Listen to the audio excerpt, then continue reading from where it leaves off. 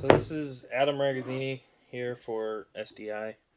Um, today's date is March 5th, 2022. And this is how to clear your firearm, function check it, make sure everything works good on it.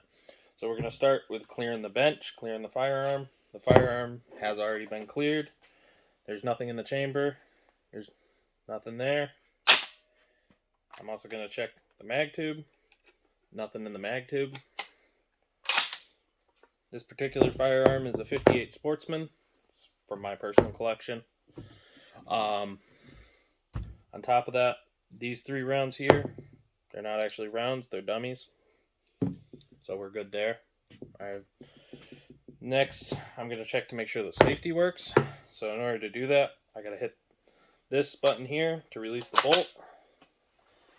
Then make sure the safety is set on safe. You can tell because there's a small red band, and if that's poking out, then you're on fire. So make sure it's set to safe.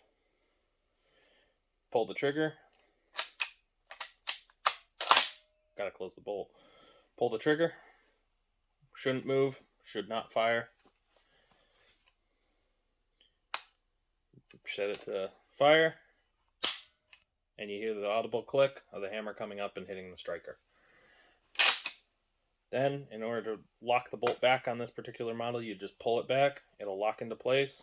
The next round is designed to hit the lever in here that will actually release the bolt. But because there's not another round, it works fine.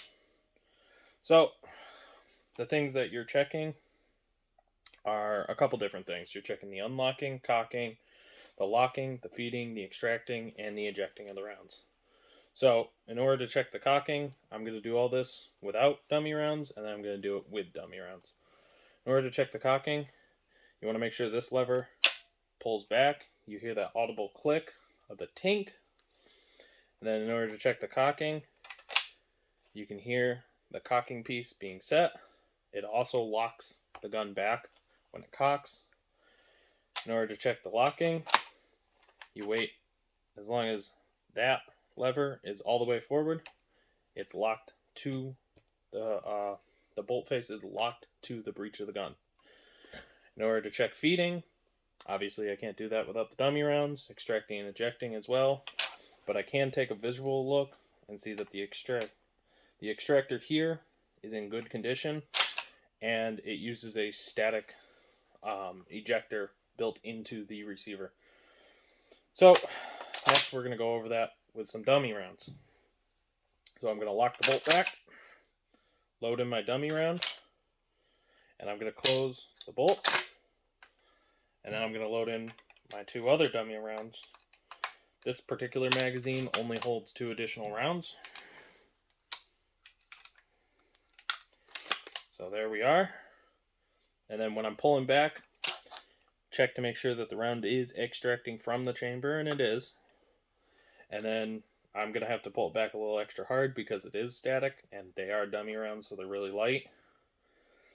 But you also want to make sure, see, just like that, it didn't fully eject the round.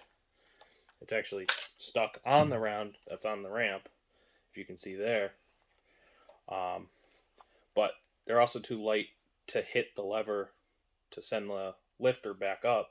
So I have to manually hit the lever. And you can see, new round, straight from the magazine.